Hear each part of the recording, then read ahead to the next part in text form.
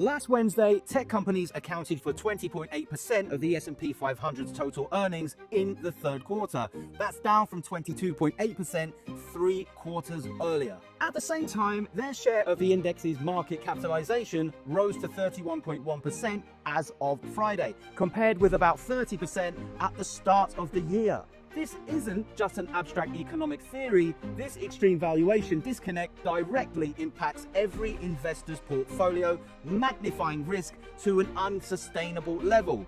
We must adjust our strategies immediately. I'm Grant, and I'm a trader who personally learned the harsh lesson of market bubbles when I blew up a 650k trading account back in 2022, and I had to rebuild from zero. So I know the destructive power of a correction firsthand. Now, I cut through the Wall Street noise to give you the insights the institutions won't. Today, we dive into how to use diversification, fundamental analysis, and strict risk control to navigate this highly speculative and potentially fragile AI market. Tech companies now make up 31% of the entire S&P 500's market cap, but they're only actually generating 20.8% of the index's earnings. That's a massive imbalance. This stark divergence isn't theoretical, it's manifested directly into the sky-high multiples of the most dominant players, pushing individual stock valuations into the stratosphere. Let's look at the clearest examples of where the market is placing $500 billion bets on future promises, not current performance. Tesla's PE ratio is sitting at a phenomenal 274 times. It means Tesla's current profit is almost nothing compared to the price you're paying for this stock. Tesla's entire massive valuation is being inflated by something called the AI premium, an estimated gamble of up to $500 billion. That's right, guys. $500 billion is simply a bet on robotaxi, full self-driving AI, and those Optimus robots, well, they're not even operating at scale yet. This creates a huge bubble of expectation, and it's extremely speculative. Traders need to understand clearly, if Elon Musk delays robotaxi rollout by 1 day, or if the Optimus robot has any issues, that entire $500 billion bet could evaporate incredibly fast. In short, when you buy Tesla at this price, you are not buying a car manufacturer, you are going all in on an incredibly risky and highly speculative AI future. Next, let's dive into NVIDIA with the hard numbers. The stock is currently valued at a price to earnings ratio of approximately 45 times, an extremely high figure, many times the average for the technology sector. However, here is the overvaluation risk you need to see. With a market capitalization exceeding $4.3 trillion, NVIDIA is betting on maintaining absolute dominance.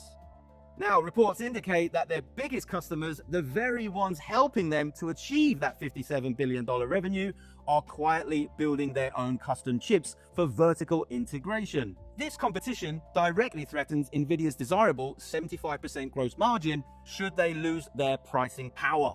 The slight stock decline of 7 to 12% in the recent month is the warning bell. The market is starting to worry that NVIDIA's price monopoly is being challenged.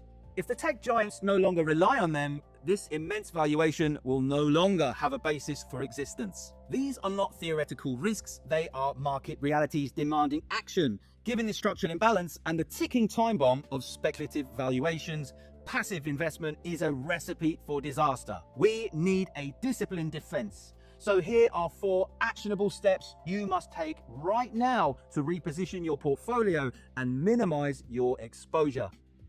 First, diversify your portfolio. Remember, don't bet all on AI or high growth tech. Being too heavily invested in a few large cap tech names like NVIDIA, Meta, Alphabet, or Tesla can magnify your losses if the market corrects. Instead, you should combine value stocks or companies with solid earnings and low PE ratios, such as Johnson & Johnson, Procter & Gamble. Cyclical stocks are also a good choice. Industrial or consumer discretionary stocks benefit from economic growth, for example, Caterpillar or Home Depot. The third category that deserves a place in our portfolio is defensive stocks, such as utilities, healthcare, or consumer staple companies that provide stability during recessions, such as Duke Energy or Pfizer. This diversification in your portfolio helps you balance risk and reduce the risk of bankruptcy. Second, focus on fundamentals. Tech hype can make companies with little revenue or cash flow look expensive. Prioritize companies with strong free cash flow, like Microsoft or Apple. Also, look for stable revenue and profits. Look for businesses with steady profits, not just futuristic AI dreams. Third, keep an eye on earnings. Earnings season can make or break tech stocks. If AI-related revenue or margins start to slow, investors should consider reducing exposure to overvalued stocks. For example, if NVIDIA reports slowing data center revenue, a short-term sell-off could spread to ETFs that hold large tech stocks. Proactivity is key. Fourth, always be prepared for volatility. Major tech indexes like the Nasdaq or S&P 500 can fall sharply when high growth stocks falter. To manage this, avoid over-leveraging and set stop loss or warning levels for high-risk stocks. For example, even large-cap stocks like Meta or Alphabet can move 5 to 10% in a single trading session during periods of high volatility. In short, tech and AI may continue to be bullish for now, but if earnings can't keep up with sky-high valuations, a serious correction is on the horizon. So play smart, stay disciplined, and let the numbers, not the noise, guide you. Once again, I'm Grant, a US stock market expert, and if you found this video helpful, please like, save, and subscribe for more practical, actionable insights on the US market. Leave your questions in the comments, and I'll answer them straight away.